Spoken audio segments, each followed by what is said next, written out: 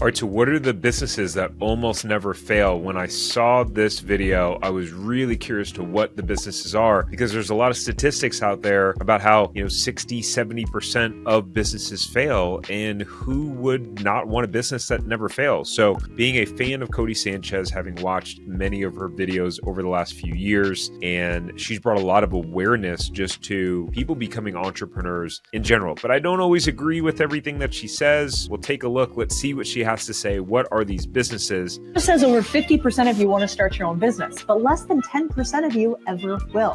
Why? Because you don't know what business to start. In this video, okay, let's start there. I do not agree with that. I think there is a lot of people that don't know what business to start, but from what I've experienced is that so many people know what business they could start. They watch videos like this and see all sorts of ideas, but then they do nothing. I believe the big reason why is that there's a huge gap between idea and actual execution. There's a myth out there that knowledge is power. Knowledge is not power. Applied knowledge is power. Knowing, everyone knows, hey, if I want to have a six-pack, which I do not have, if I want to have a six-pack, I've got to consume less calories than I burn, right? And go to the gym and exercise. Everyone knows that mentally. I know I need to eat healthier. I know I need to exercise consistently. Why don't more people have six-packs? Because the execution, the discipline. And so what I've seen is what really holds us back from starting a business and from growing a business is fear. It's really fear. It's fear of failure. It's fear of the unknown. It's fear of success. Even if I actually take off and build this business, what happens from there? People may want something from me. They may feel like I've changed. What if I lose my friends? But the biggest one is definitely fear of failure. And what I would say is actually uncertainty. It's the uncertainty of, okay, if I start this business, there's all of these unknowns. And the crazy part about it is just impossible to figure it out until you get to the next step in the road. And it's one of the things that I learned about myself. And by the way, I had 9 failed businesses from the ages of 18 to 26 years old. So I'm no stranger to this. And sometimes the failures were quite crippling. They felt really devastating for me. I remember when I used to listen to Tony Robbins a lot, and I actually used to travel the country speaking for him. He talked about the 6 human needs that we have. And one of them is the need for certainty. So some individuals and some people, they have a very strong need for certainty. Like if they're walking into a room, they need to know what's happening in that room, right? Or they eat the same thing all the time. They could go to the same restaurants and they just have consistent habits because they want to be certain about what their experience is going to be. There's nothing certain about starting a business, but that also leads to another one of the 6 human needs, which is uncertainty. Most of us have this fear of uncertainty. It was one of the things I started to learn about myself. I had a fear of trying new things. It wasn't just in starting a business. So I know I'm rambling a bit here. We're going to get to actually taking a look at the businesses, but I feel like this is like one of the most important part of diving into this, because if you're walking into this thinking, oh yeah, I'm not an entrepreneur because I don't know what business to start. Well, within an hour on YouTube, you could consume 3, 4, 5 of these videos and have 15, 20, 25 different businesses that you can start. But if you go to bed and go, oh, that was interesting and entertaining, let me think about it, that leads to you doing nothing. And so we've just got to overcome our fear of failure and actually get in the practice of taking action and following through. That's why owning franchises was so helpful for me, because it helped to eliminate some of the barriers and the mental barriers around the fear. Because it was like, hey, there's so many other people. There's dozens and dozens of franchisees that have succeeded with this business that I bought. If they could do it, then I can do it. So I was able to leverage their belief overall. But let's dive into the actual businesses. So let's jump to business number 1. all right, we're going to start with one of the worst, but one of the best that might surprise you, which is a chiropractic practice.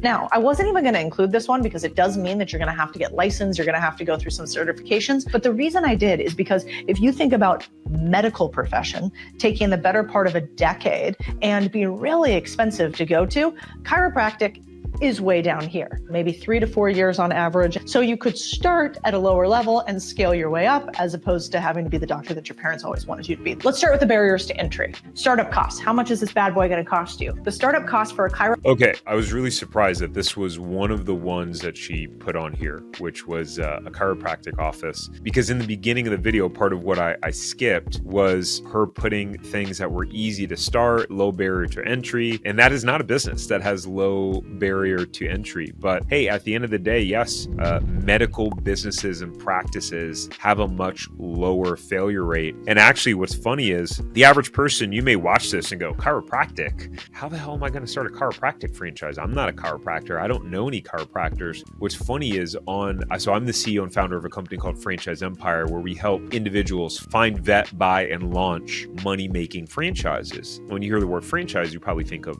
food, right? McDonald's, KFC, Taco Bell, different things like that. But there are franchises like chiropractic franchises. Ding, ding, ding, ding, ding. And what's funny is actually, I just bought my first dream car, which is a Ferrari F430. I went to this car rally where we were driving to raise money for kids with cancer. And I just happened to sit next to this guy. He was showing me something on his Instagram and it said Franchise Shane. And I'm like, are you involved in franchises? And turns out basically he is a regional developer of a franchise called The Joint Chiropractic. If you didn't know and you've seen it, The Joint Chiropractic is a franchise. And so he owns the rights for almost the entire state of Florida. And basically what happens is he goes and recruits franchisees and he supports them. He used to be a multi-unit franchisee with The Joint Chiropractic. Anyways, long story short is, hey, if you want to own a chiropractic business, do it through the way of franchising and have a proven model and system that you know has worked. And by the way, if you know nothing about franchising, totally get it. No worries. At franchiseempire.com, we have all sorts of free resources. One of them being our franchise starter kit, which tells you really everything you need to know about franchising. We also have our Franchise Buyers Academy that breaks it all down for you if it was something that you wanted to learn more about. But let's move on to the next business. Bookstores. This one surprised me too. Originally, I thought, why would bookstores be so low risk and not have much that you need to start? But then we started digging into it a little bit more. And this is what we found. Really low barrier to entry. So no regulation or prior education needed. Unlike most industries, nothing is stopping you starting a bookstore tomorrow, certainly.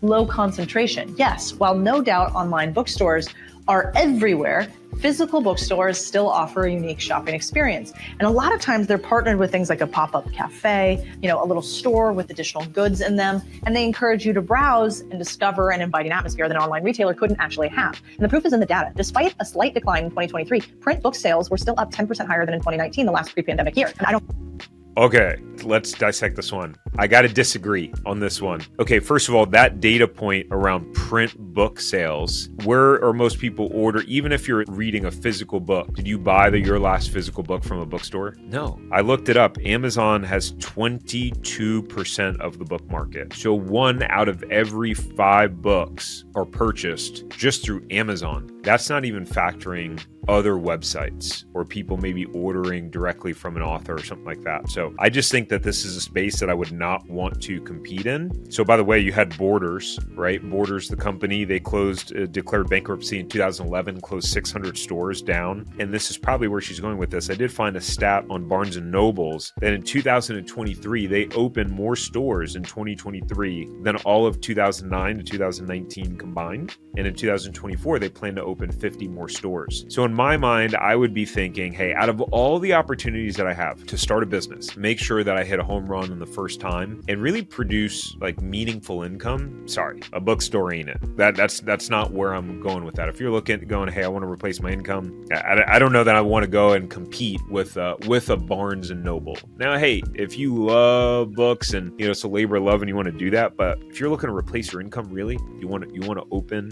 a bookstore, and the margins are probably terrible. Think about this. A book sells for $20. If your COGS, your cost of goods on that book is, 60%, 70%, that means the gross margin is $5-6 on the book, and then you have rent, and then you have all of your other costs, no thank you. I'd rather be in a business that has a higher gross margin, because the higher gross margin, the more opportunity you have to get net margin, which is typically what people think about as profitability. So let's move on to the next one. So next one, mobile food services. You guys know what I'm talking about. This is the food truck. This is the popsicle cart. This is an ice cream truck. These are all around us. They've become part of everyday life. I even saw one the other day that was a mobile coffee shop that was set up outside of another.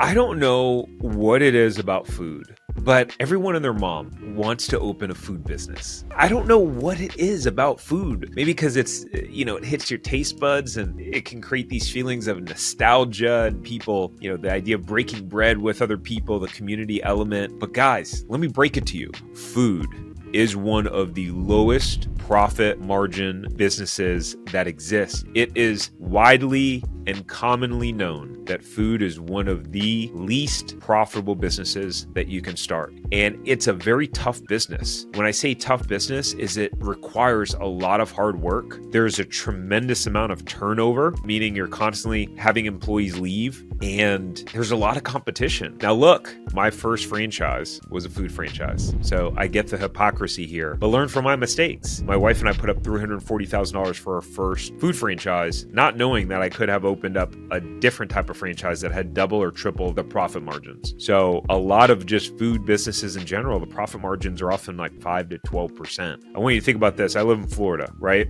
Okay, food truck. What a lot of people don't realize is a lot of food trucks don't have air conditioning.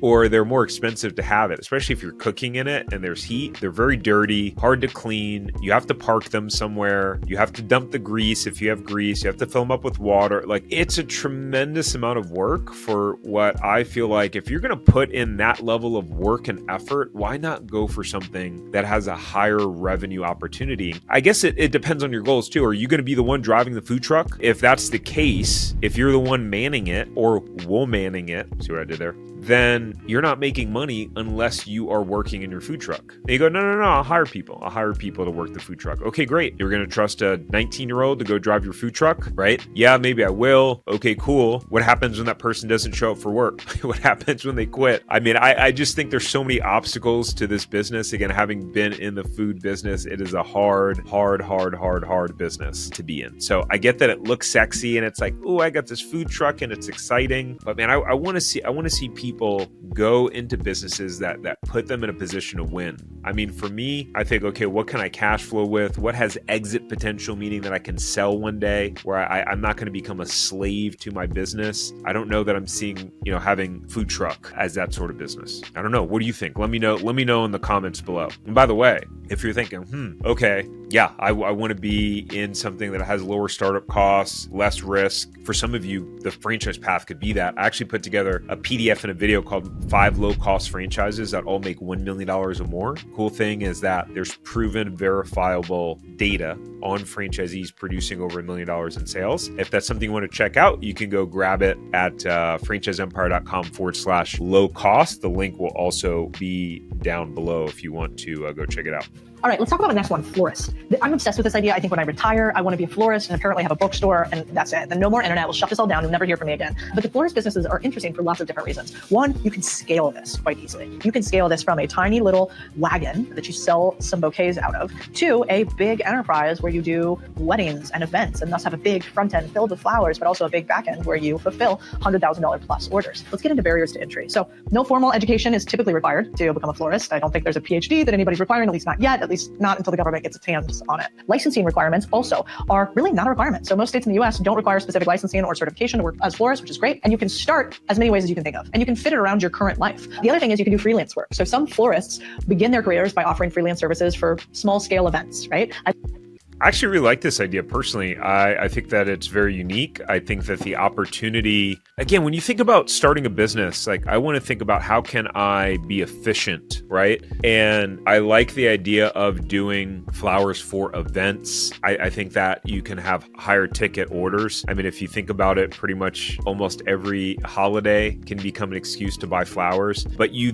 do wind up competing with, the local grocery store, right? As an example, Mother's Day, birthdays, I mean, if I'm going to buy flowers, I just go to the Publix, right? That's what we have here in Florida. I just go to the grocery store, I buy flowers. And now that I think about it, I'm pretty sure there's a florist right across the street. I never go there because the grocery store is convenient. I'm going there to pick up some other stuff anyways. So if that's who your target market is, I don't know, but I like the idea of doing events. One of the big downsides I can think of is similar to the food business, which is you have waste, right? So as an example, I mean, when I owned my food franchises, sometimes we had food go bad because we didn't turn it over or we over ordered, or I mean, we used to make like acai bowls and all sorts of stuff. Sometimes, you know how strawberries are crazy, right? One moldy strawberry ruins the whole batch. And so something like that happens and now you're throwing away a whole batch of strawberries. Well, flowers go bad. And if you're not turning the product over and you over order, all of a sudden you have waste and that impacts your margin. So I think that's one of the bigger downsides. But yeah, if you can figure out supplying flowers for events and special occasions, I think that's pretty cool. And I've even seen, I wouldn't say they're homeless people, but I've seen, I don't know, what would you call the people that sell flowers on the streets? I think it's a great idea. When you're at a stoplight, someone's like coming up to you with a thing of roses, like $5, $10, whatever for one single rose. Like, hey, that's a hard hustle, but I feel like it's better than going up to people and just asking them for money. So anyways, interesting business. What do you think?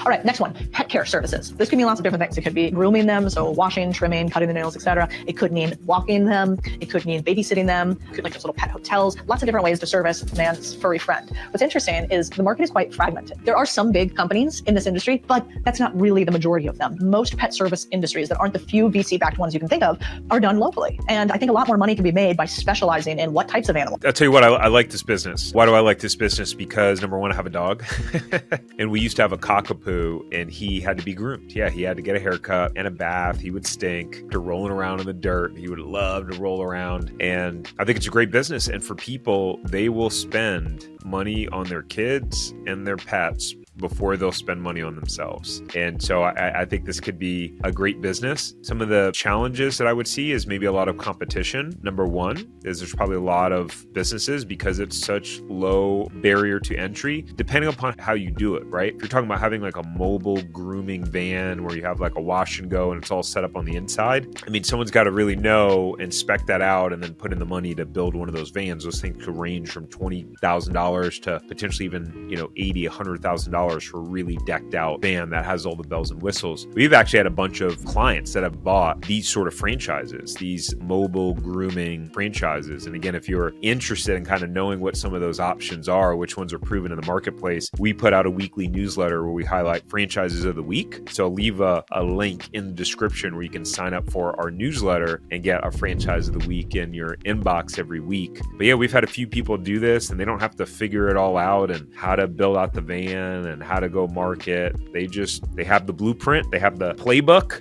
right? And their job is to execute the playbook. But again, I like this business overall.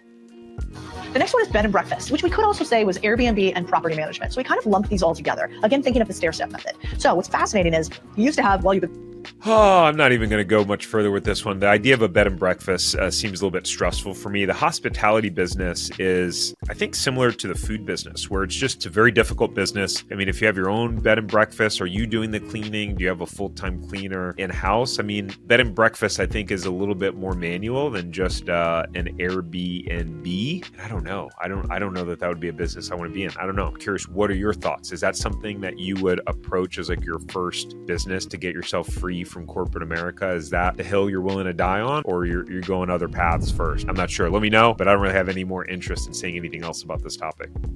This was ranked as the lowest barrier to entry business, landscaping, which kind of surprised me, but I guess I understand it because I actually have 3 landscapers that work on my house. We have Oscar, who comes and has $1,000 to totally redo the landscaping of the backyard. So again, you can scale up between the 3. Now, the barriers to entry, the landscaping industry, highly fragmented. You're going to see a common theme here, right? 600,000 companies operating in North America, no single company holding more than 5% market share. So what that might tell you is that it's actually kind of hard to scale these bad boys. So if you want a $50 or $100 million business, maybe hard, but to start one, maybe not, because the startup costs are pretty low. New landscaping businesses can begin with minimal equipment, lawnmower, string trimmer, basic gardening tools collectively cost you, I don't know, 2 to 8K. Little regulatory requirements. Here in Texas, you don't have to have licenses to operate a landscaping company unless you're going to actually. Guys, I love this. I'm a little bit biased. At the age of 18, this was pretty much my first real business, and the one that I think I had really the most success with out of anything that I started from the ages of 18 to 26 in those 9 failed businesses. I think I probably made the most from the landscaping business, and then it just kind of all went downhill from there until I got into franchising. But I had a landscaping business, and I started out mowing my neighbors' lawns, and then started to grow it from there. Got some commercial jobs, used to work at Ace Hardware, so I would get clients from there. I love the idea of this business. The challenge that you'll face is labor. You have to get reliable labor, and typically, generally in a business that requires low skill labor, not saying that landscaping is low skill, depends on the type of landscaping you're doing, right? If you're doing retaining walls and moving dirt like that and things that are more complex, that's a totally different business. But it's true, you could start at all shades of gray on this sort of business. You could start as simple or as complicated as you want. And you have some of these large landscaping companies who do big commercial projects. They have corporate contracts. They have contracts with cities, municipalities, like all the medians, they have to be mowed, they have to be tended to, they have to be cared for. So there's some big opportunity here, regardless of how sophisticated or complicated that you want to make this business. The thing to consider is that there's probably some seasonality too, depending upon your locality where you live. So if you're in a climate that gets cold, a lot of those people will wind up doing like snow, holiday lights, all sorts of things to still stay busy, or they'll have to lay people off every year during the off season and then bring them back during the main season. I know that when we lived in Jacksonville, our landscaping company, they billed 12 months a year no matter what, and the pricing was based off of 12 months a year so that they could maintain and keep their staff. I thought that was actually a really smart business model. So even when they were coming less, they were still charging